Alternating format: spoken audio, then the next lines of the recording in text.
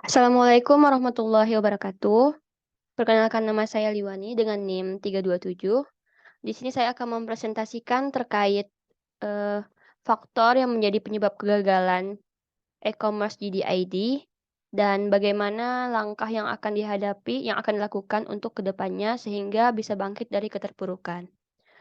Untuk presentasi ini gunanya untuk memenuhi tugas penugasan ECP2 untuk mata kuliah bisnis digital.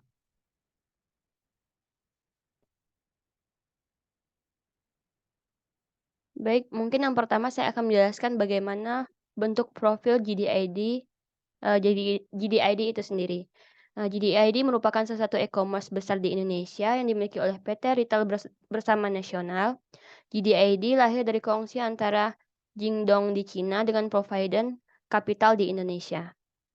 Perusahaan ini pada awalnya bernama 360 Buy yang didirikan oleh Richard Liu pada tahun 1998. Alasan utama pendiriannya adalah untuk fokus di bidang teknologi dan direct selling. Hasil dari kongsi antara JD.com dengan Provident Capital Indonesia, lahirlah GDID yang pertama kali beroperasi di Indonesia pada tahun 2015.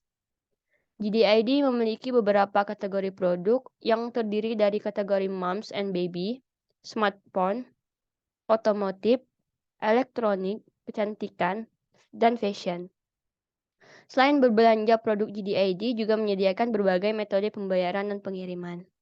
Adapun tagline yang menjadi ciri khas GDID yaitu Make Joy Happen. Slogan ini juga menjadi salah satu tujuan GDID, yaitu ingin memuaskan pelanggan, menghadirkan kebahagiaan untuk seluruh konsumen GDID di Indonesia, dan memberikan layanan yang terbaik.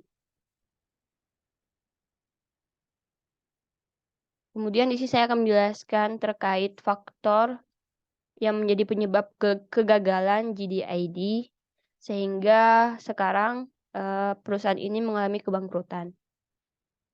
GDID mengumumkan tutup permanen per tanggal 31 Maret 2023 dan faktor yang menjadi penyebabnya yaitu pertama ada terjadi persaingan dengan e-commerce atau startup baru di level lokal yaitu lingkup kabupaten atau kota. E-commerce yang kecil-kecil dan baru-baru ini lebih efisien dan lebih dekat dengan konsumen. E-commerce ini sifatnya tersentralisasi, akan kalah dengan yang terdesentralisasi di daerah-daerah. Hal ini yang membuat e-commerce terkanibal oleh e-commerce lain yang baru muncul. Kemudian yang kedua, kalah bersaing dengan e-commerce The Big Five, yaitu ada Tokopedia, Shopee, Lazada, Blibli, dan Bukalapak. GDID juga mengakui bahwa mereka tidak dapat mengimbangi tingkat persaingan yang tinggi di pasar Indonesia. GDID menyadari bahwa mereka tidak dapat bersaing dengan kompetitor utama di pasar Indonesia. Selain itu, GDID juga mengakui bahwa untuk bersaing dengan kompetitor utama, mereka harus meningkatkan investasi mereka dalam berbagai bidang, termasuk logistik, teknologi, dan layanan pelanggan. Kemudian yang ketiga, adanya keterbatasan dalam manajemen logistik dan distribusi produk. Meskipun GDID berusaha untuk meningkatkan layanan logistik mereka, tetapi mereka gagal untuk mengimbangi kemajuan kompetitornya di bidang tersebut. Ini berarti bahwa GDID tidak dapat memenuhi permintaan pelanggan mereka dengan cepat, yang mempengaruhi tingkat penjualan mereka.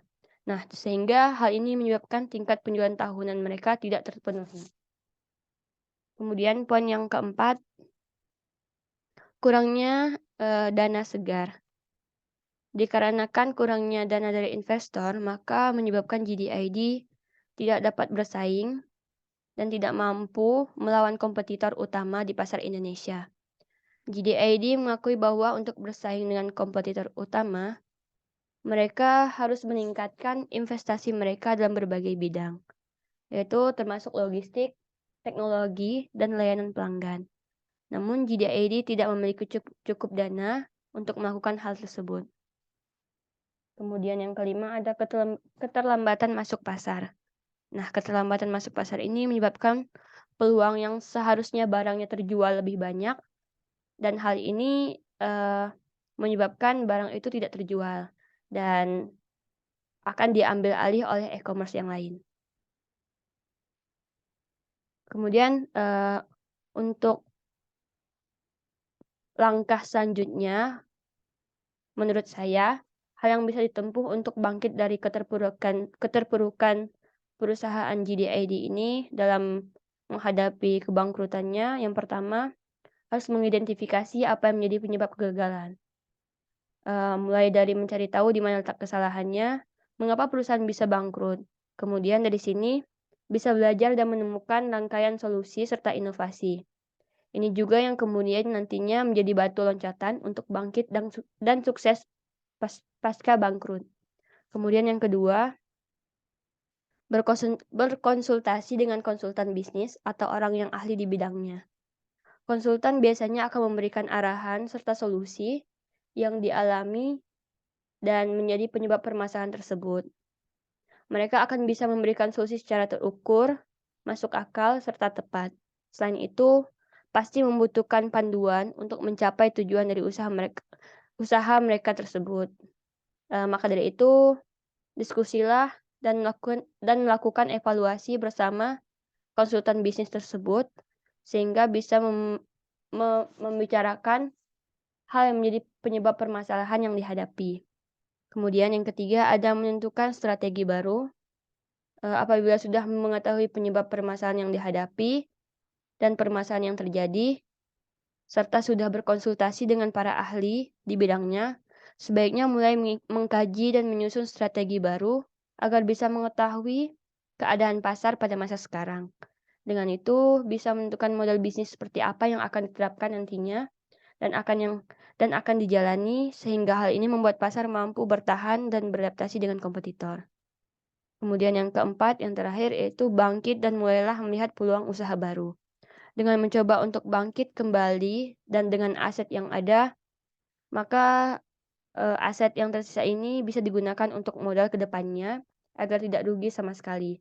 Kemudian tentukan peluang baru apa yang cocok untuk para konsumen di era zaman sekarang. Mungkin sekian presentasi dari saya. Apabila ada salah dan kurangnya, saya mohon maaf.